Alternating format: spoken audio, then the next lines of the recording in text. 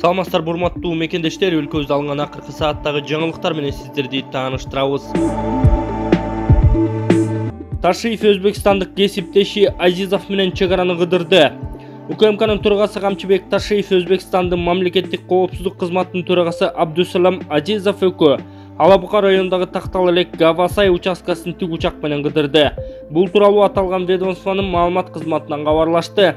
Тараптар тийиштүү маселелер боюнча өз ара пикир алмашты, жолугушуу достук маанайда өттү жана тиешелүү чечимдер кабыл алынды деп айтылган маалыматта. Жакында эле Алабука районундагы кыргыз-өзбек чек арасында чатак чыккан Актам айыл аймагынын Дөбө коргон жерлигинде Өзбекстандын чек арачылары кыргыз жарандарына курал колдонуп 3 кыргызстандык каза болгон. Баарын кетирейин деп жаткан Бейшеналиев каршы чыккан орун басарларына жооп берди. Саламаттыкты сактоо министри Алымкадыр Бейшеналиев ага каршы чыккан орун басарларынын билдирүүсү боюнча жооп берди. Ал орун басары Улукбек Бектурганов 2-3 күн мурун кызматтан кетүүгө арыз жазганын, ал эми коомдук саламаттык сактоо башкармалыгынын жетекчиси Айнур Акматованы иштен алганын билдирди. Булар кызматка кайра кайтып келип алган турбайбы? Мен аларды кетирип жашат истерди койгом да. 20 жылдан бери эчтеке кылбай отургандарды тазалап жаткам. Ошого бүгүн өзүлөрүнүн ордун сактап калыш үчүн чыгышыптыр. Баарын кетирейин деп жаткам. Жапаркул Ташиевке арыз жаз дегем. Ал журналист саламаттык сактоо тармагын түшүнмөк беле. Жалаладдин Рахматуллаевке элдин көзүнчө эле иштей албайсың дегем. Анын дагы түшүнүгү жок экен, деди Бейшеналиев. Ошондой эле ал Германиядагы иш сапарын таштап келе берейин десе, мамлекеттик маанилүү чечимдерге катышы зарыл болуп жатканын айтты. Бул жакта чечимдерге министр өзү добуш бериши керек экен. Эдил Жолдубаевичке, кабинеттин төрагасынын орун басарына мен кете берейин десем, ал жакта иш мамлекет үчүн маанилүү деп жатат. 4-5 күндө бүтөөрү менен дароо барам. Орун басарларымды өзүм териштирбейм. Мен иштешим керек. Өйдө жактан келип текшеришет, деди министр. Аны менен катар Бейшеналиев буга чейин орун басарларынын үстүнөн коомчулуктан келип түшкөн даттануулар канчалык деңгээлде чын экенин көзү жеткенин белгиледи. Алар боюнча менин божомолдорум, шек саноолорум туура чыкты. Себеби Ташиев, Бектурганов жана Рахматуллаевдер жүрүп жаткан реформаны саботаж кылып, анысы аз келгенсип бут тосушту. Ташиев, Бектурганов, Рахматуллаевдер камалышы керек. Жетөгүздөгү пара спектаклинин артында кимдер турганы азыр ачыкка чыкты. Алгылыктуу иш бүтүрбөй коллектив арасында интрига мени каралоо менен гана күн өткөрүп калышты. Агарабай акыркы учурга чейин алар менен иштешип, реформага жигердүү катышып, алдыдагы жооптуу иштерге бири-бирибизди түшүнүп, чогуу иш алып барабыз деп үмүттөндүм. Бирок андай болгон жок. Сыягы пандемия учурунда жетекчилердин жазасыз калганы алардын мындан ары да өз кызыкчылыгы үчүн гана иштей аларына ишеним жараткан окшойт, деп кайрылды Бейшеналиев. Соңунда ал баштаган реформаны аягына чыгараарын, бут тосууларга сынбай турганын билдирди. Эл жана президент колдоп турса, медицина тармагына өзгөрүүлөрдү алып келерин убадалады. Белгилей кетсек, буга чейин саламаттык сактоо министринин орун басарлары атайын маалымат жыйыны өткөрүп, Бейшеналиевдин кызматтан кетишин талап кылышкан. Министр өзү учурда Германияда иш сапары менен жүрөт. Кыргызстандыктар, жалпы мусулман бир туугандар, бүгүн мен сиздер менен сонун чоң жаңылыгымды сиздер менен бөлүшкүм келип турат, кубанычымды тең бөлүшкүм келип турат. Кыргызстанда кооперативдер көп, бирок кандай кооператив деген суроо жаралат. Мен өзүм жеке инсандык тандоом менен Ислам финансыл кооперативин тандап алганмын. Эмне максатта? Албетте бул ислам шариаттын негизинде бардык муктаждыктарды чечүүгө жардам берет.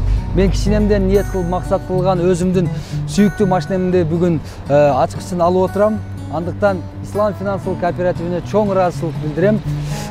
Барыңыздар да ушундай жакшынакай өзүңүздөр сүйгөн ак тулпарга ээ болуңуздар, өзүңүздөр каалаган үйгө ээ болсоңуздар болот, бизнесиңизди өнүктүрүүгө мүмкүнчүлүктөр сонун жаралган. Андыктан Ислам финансыл кооперативи бул шариаттын негизиндеги сиздин мыкты каржы өнөктөшүңүз. Дагы бир ирет ыраазычылык билдирем.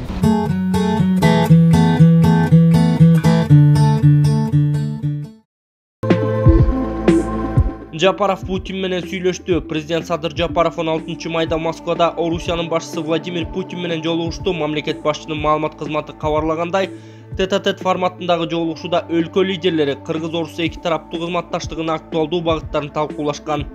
Путин эки өлкө ортосундагы мамилелер жалпысынан позитивдүү өнүгүп жатканын, былтыр товар жүгүртүүгө олуттуу өсүш болгонун, Орусия Кыргызстандын товар жүгүртүүсүндөгү ишенимдүү биринчи орунда турарын айтты. Жапаров Орусия менен бардык багыттар боюнча эки тараптуу кызматташууга даяр жана кызыктар экенин билдирген. Кыргызстандын президенти баштаган расмий делегация Москвага Жааматтык коопсуздук келишими уюмунун кезектеги саммитине катышуу үчүн барган.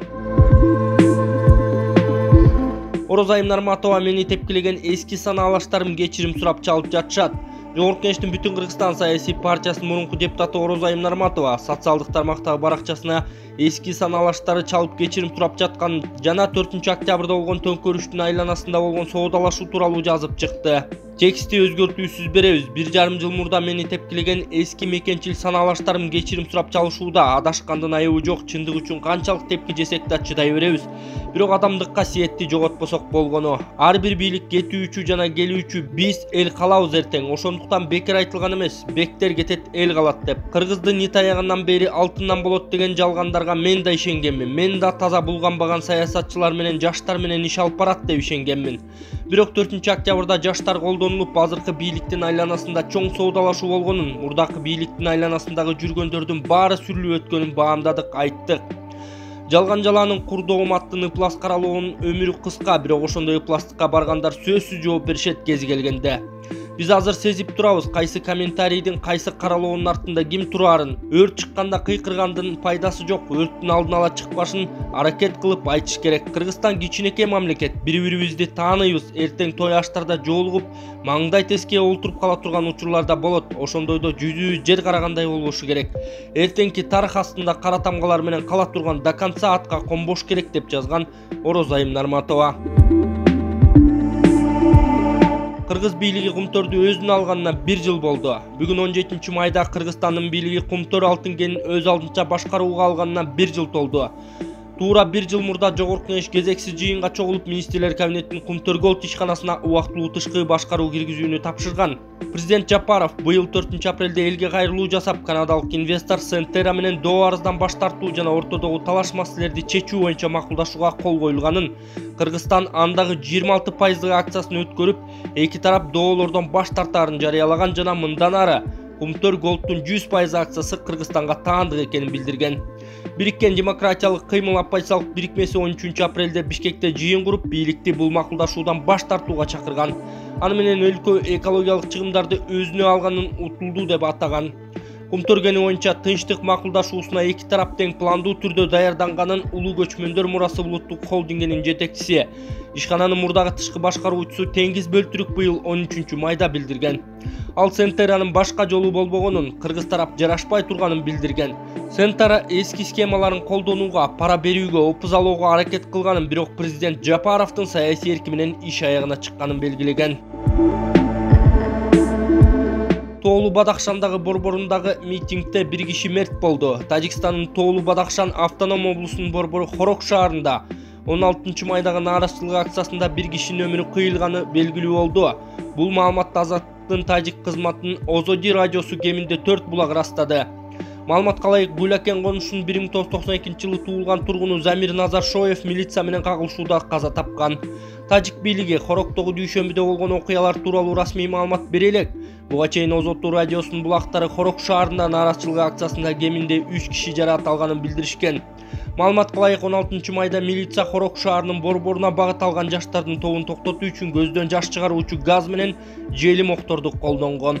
14 майда Хорок шаарынын жүздөгөн тургундары митингге чыгып, Тоолу Бадахшан автоном облусунун башчысы Алишер Мирзомботанын жана шаардын мэри Ризо Назарадонаны отставкага кетишин, шаардын борбордук бөлүгүндөгү блокпостторду алып салууну, Бадахшандын тургундарын куугунтуктоону токтотууну талап кылышкан.